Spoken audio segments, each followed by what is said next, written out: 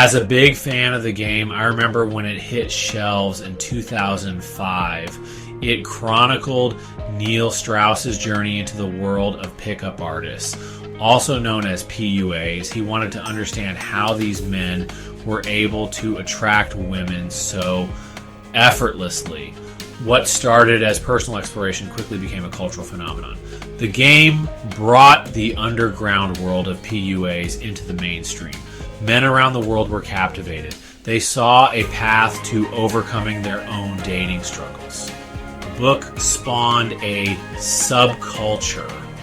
Online forums and workshops flourished. A community emerged, united by the desire to improve their dating lives. This burgeoning community became known as the Manosphere. Initially, it was a place for men to share tips and support each other. It was about self-improvement and understanding the dynamics of attraction. Little did anyone know, this unity wouldn't last. The Manosphere was about to undergo a significant transformation.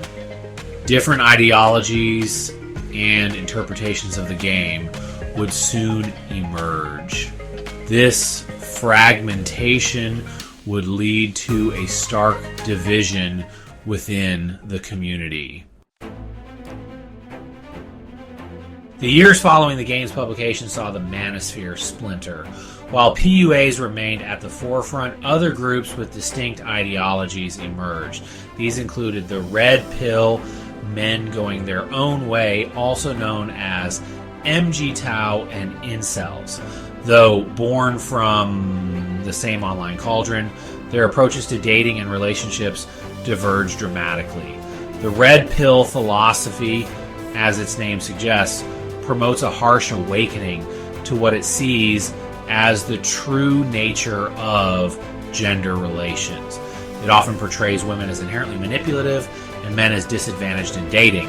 MTOW, on the other hand, advocates for complete disengagement from women in relationships. They believe men are better off focusing on themselves and avoiding the perceived pitfalls of romantic involvement. Now, perhaps the most extreme offshoot is the incel movement, short for involuntary celibate. Incels harbor deep resentment towards women and sexually successful men.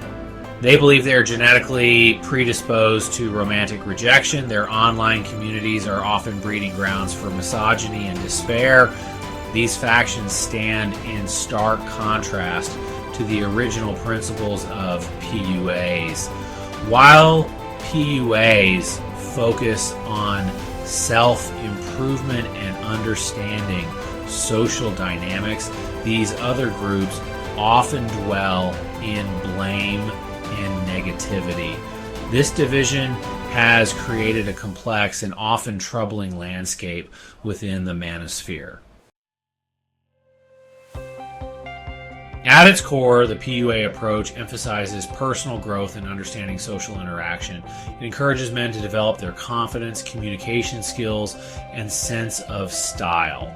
The goal is to become a more attractive and well-rounded individual, not just to women, but to themselves and the world around them. PUAs often employ techniques like approaching women in public, engaging in playful banter, and reading body language.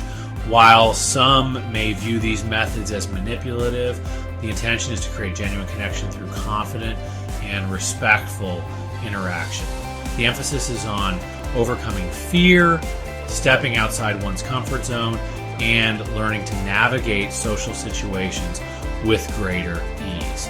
While the methods and terminology can seem strange to outsiders, the underlying message of self-improvement resonates with many men.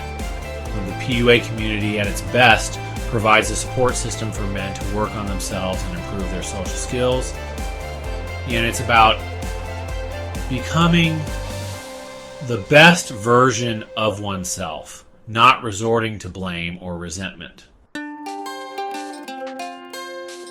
The Manosphere unfortunately, has become synonymous with its most toxic elements. Media portrayals often focus on the misogynistic views of groups like Incels, painting the entire community with a broad brush. Shows like Netflix's Adolescence, for example, blur the lines between different factions. They present a caricature of the Manosphere, failing to capture the nuances and complexities within it. It's crucial to remember that not all men who identify with the Manosphere subscribe to these extreme views. Many are simply seeking guidance on dating and relationships. They're looking for ways to improve their social skills and overcome their insecurities. The challenge going forward is separating the valuable aspects of the Manosphere from the harmful ones.